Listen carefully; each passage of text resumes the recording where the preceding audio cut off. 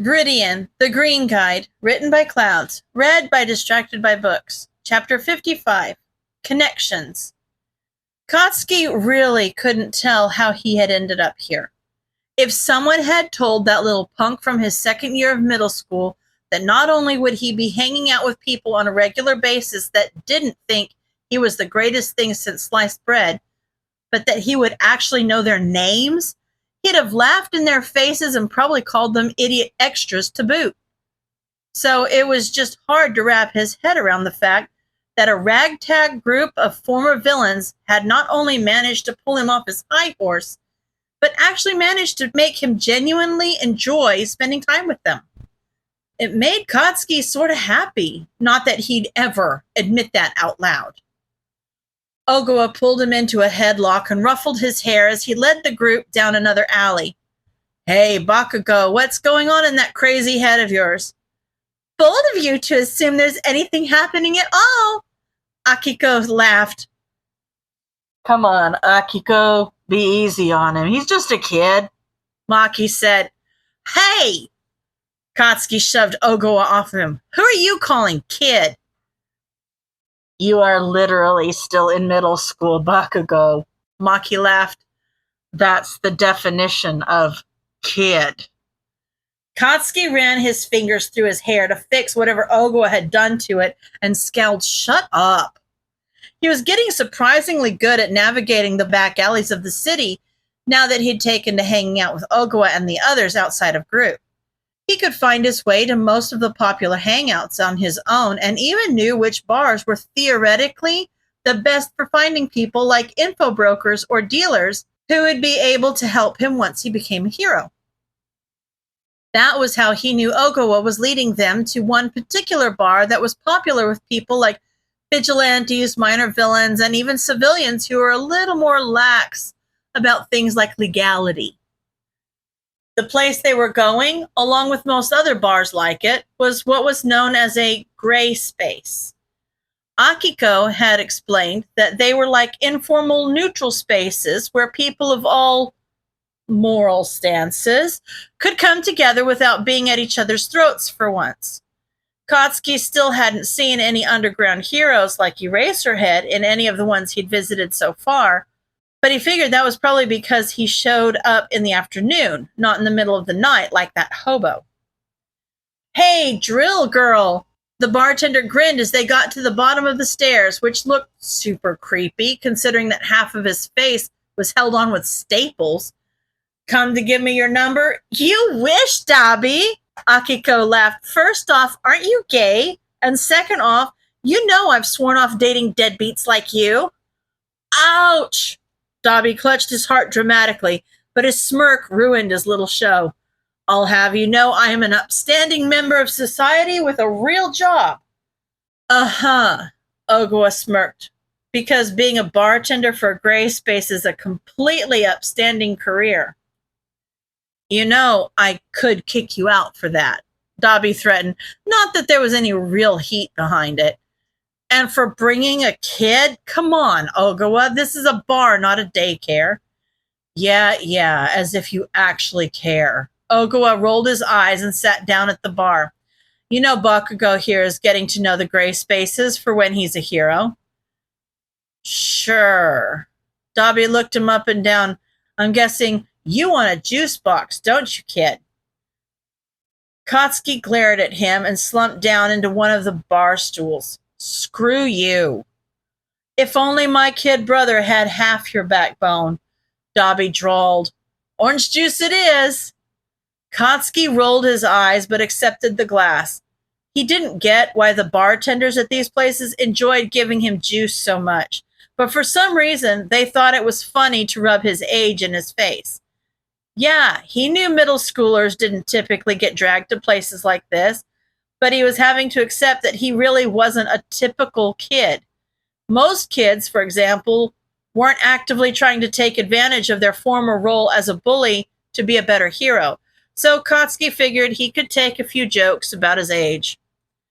So, the bar stool creaked ominously under Maki's weight as he sat down. Anything interesting happening lately? Katsuki leaned forward slightly and paid attention. From what he had learned from Ogawa and the others so far, phrases like that were used to open conversations to trade info. Most of the time, a question like that would be followed by a vague conversation about what info or resources the person asking had to trade. But sometimes, like now, the contact wouldn't have any valuable info, so they'd volunteer information and a price might be decided after.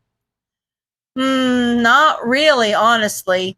The murder of that waitress has everyone spooked.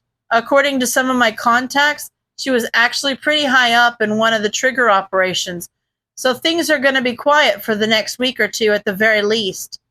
Dobby stopped wiping down the glass he was cleaning. Actually, I do have something that might interest you.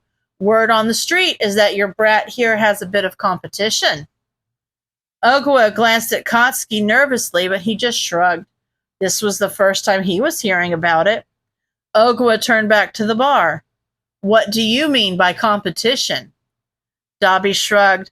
I don't know everything, but I've heard from a few people that Staines got his eye on this potential future hero who somehow convinced him not to kill him. All I know is that the kid apparently acts a bit like a villain, but he managed to impress the hero killer, so he must be pretty good. Oh, and that his name is Kachan, apparently. Katsuki couldn't control the groan that left him at that, which made the rest of the group turn and look at him curiously. His face got hot and he downed the rest of his juice as an excuse to avoid their questions. Considering that they were still looking at him when he finished, that plan had been a failure. Well, now he had to say something, or else these extras were never going to let him hear the end of it. I was thinking that creepy freak would at least keep his mouth shut, but apparently not. Wait! Akiko gasped. Is Stain talking about you? Who else acts like a villain but wants to be a hero anyway, you idiot? Katsuki growled. He was just ready for this conversation to be over. The a-hole cornered me in an alley last week and tried to stab me. Okay. Ogawa looked both impressed and skeptical. But how did you convince him not to kill you? And why does he think your name is Kachan? Akiko added. Katsuki sighed and dragged a hand down his face. He could just leave. But he knew they weren't going to just drop it. So it was better to get it over with. Otherwise, it was just going to get brought back up again and again until he eventually gave in. He knows what my real name is. He just likes being an a-hole. You guys remember that exercise Amplifier had us do? The one where we wrote a letter vowing to become better or some shit? Of course, Maki said. But Bakugo, what does that have to do with the hero killer? I'd written mine to the kid I used to bully. Signed it Kachan, because that's what that kid used to call me. I happened to have the paper with me when Stain decided to be a psycho and attack me. Katsuki scoffed. The mother trucker read it, which, for the record, I'm more mad about than the whole trying to kill me thing. Something about me vowing to be better changed his mind about killing me or something. Said I had the seeds of heroism or some bullshit like that, so he wouldn't kill me yet. Then he decided to be a jerk and rub it in by calling me the stupid nickname I'd put in the letter. Yeah, that does seem like something he'd do. Dobby smirked at him. He's probably doing it intentionally, too. Probably sees you as whoever you put in that letter, rather than who you are today. So he's trying to mold you into who you promised that kid you'd be. Ugh! Ogawa looked at him sympathetically. That sucks, man. Sorry. Katsuki shrugged. Whatever. Just means I got one more reason to be the best hero, right? He turned back to Dobby. What do we owe you for that info? Are you kidding? Dobby laughed. Knowing who the mysterious Kachan is that Stain keeps ranting about is more than enough. Good luck, you brat. Katsuki rolled his eyes and huffed as Akiko finally gave in to her laughter. I'm so sorry, Blasty, but Kacha? It's just so funny. You're expecting this wide-eyed kid with stars in his eyes, but instead you get an a-hole with a swearing problem. Ogua gave a shit-eating grin. Oh my god, that's spectacular. Just the irony of it. Katsuki scowled. Are you trying to get an explosion to the face? Oh, come on, Kachan. Maki, the traitor, joined in. You gotta admit, it's pretty funny. Katsuki crossed his arms and went back to his glass, which had suspiciously been refilled. I hate all of you. That didn't do anything to make his friends stop laughing.